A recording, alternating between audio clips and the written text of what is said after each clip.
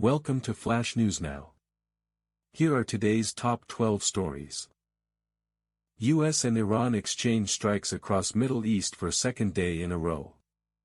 Iran says it responded to US strikes by targeting American assets in Kuwait, Jordan, and Bahrain, which reported damage to its capital city overnight. Russia ramps up military infrastructure along Finnish and Norwegian borders.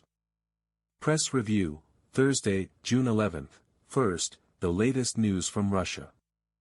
Then, how cutting-edge surveillance technology at the World Cup is fueling privacy concerns. And finally, why American women are embracing witchcraft retreats in Ireland. French singer Patrick Bruel under formal investigation for rape. Bruel was released from custody under judicial supervision while an examining magistrate looks more deeply into the case. Thousands of Malawians flee homes in South Africa amid xenophobic threats. Thousands of migrants shelter in Durban Park after being driven from their homes ahead of a June 30 expulsion ultimatum. UN watchdog demands Iran provide information on nuclear stockpile. Iran slams US-backed IAEA resolution as politically motivated and warns it could complicate ceasefire talks. Bodies of evidence, sexual violence in Israeli prisons.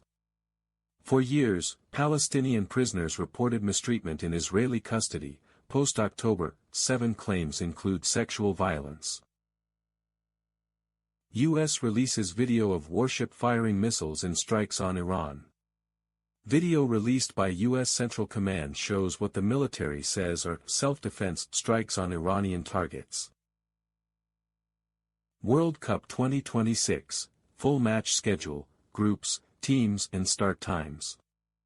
Al Jazeera's teams, groups, key dates and kickoff times list for World Cup 2026 in Canada, Mexico and the United States. How much heat does an AI data center produce, and where are they located? Data centers don't just use large amounts of water and electricity, they're heating the environment too, study finds. FIFA World Cup 2026, Haiti forced to change kit over war imagery.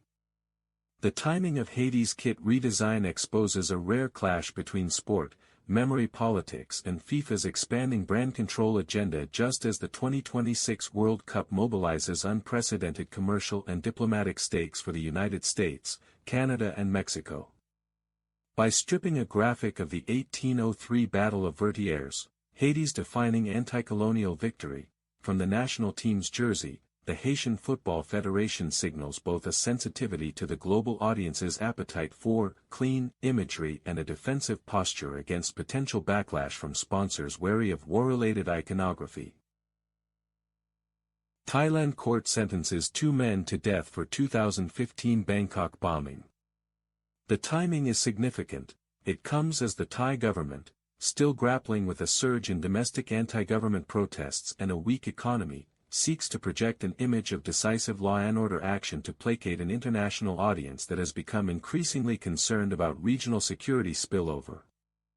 The executions, however, may backfire if the accused are perceived as political operatives rather than lone terrorists, especially given the ambiguous link to the nationalist, red shirt movement and the secretive, highly politicized nature of the court proceedings. Readers should watch how the Thai monarchy's aide-de-camp, the Royal Thai Police, and the National Police Agency respond, whether any appeals are lodged in the Supreme Court, and how the United Nations Human Rights Council and countries with large Thai diasporas react. Iran War Day 104, Iran attacks U.S. bases, closes strait after Trump strikes.